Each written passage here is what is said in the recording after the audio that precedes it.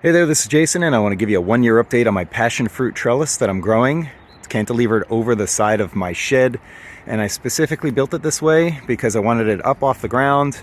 Didn't really have a fence to grow along, at least not one that I wanted passion fruit on.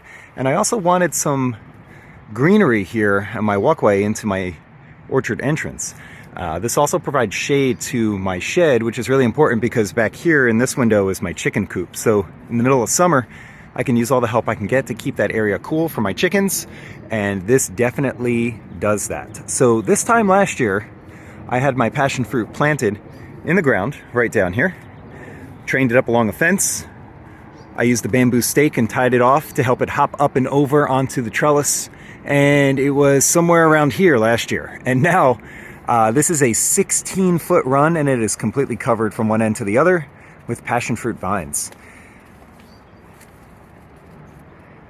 Additionally, my passion fruit is thriving up here. This is one flower, and I can see the beginnings of several dozen additional flowers that will hopefully give me passion fruit very soon. This is something that I have to actively manage. You'll see that I have a lot of growth coming off the side here. I do occasionally come down here with my pruners and clean this up, although I'm kind of liking the wild look a little bit. I'm gonna let it go. Anything that would smack me in the face as I walk down, maybe I'll prune those off, but the ones that are growing up and out, I may leave that for a little while. The amount of height that I have between the ground and the trellis increases the further I go down. This is a slope right here, so I can let that end towards the entrance get a little bit more wild. I also want to hop up on my ladder and show you that I have taken on another project up here, and that is I need to occasionally come up here and prune back what's growing on the roof. I obviously don't want this to happen. I don't want the passion fruit to lift up any of the shingles. I do come up here and clean up these little peppercorns that drop and the little palm seeds that drop from my neighbor's plants that are up there. So this is something I do 2 or 3 times a year anyway. I come up here and clean this up and use the leaf blower, and I make sure that there's no branches directly touching the roof from my neighboring trees. So one of the additional tasks now that I'm gonna have is to come down with my pruners and make a nice line right there, or throw some of those vines back onto the trellis. So again, this is a one-year update. Passion fruit is extremely, extremely vigorous.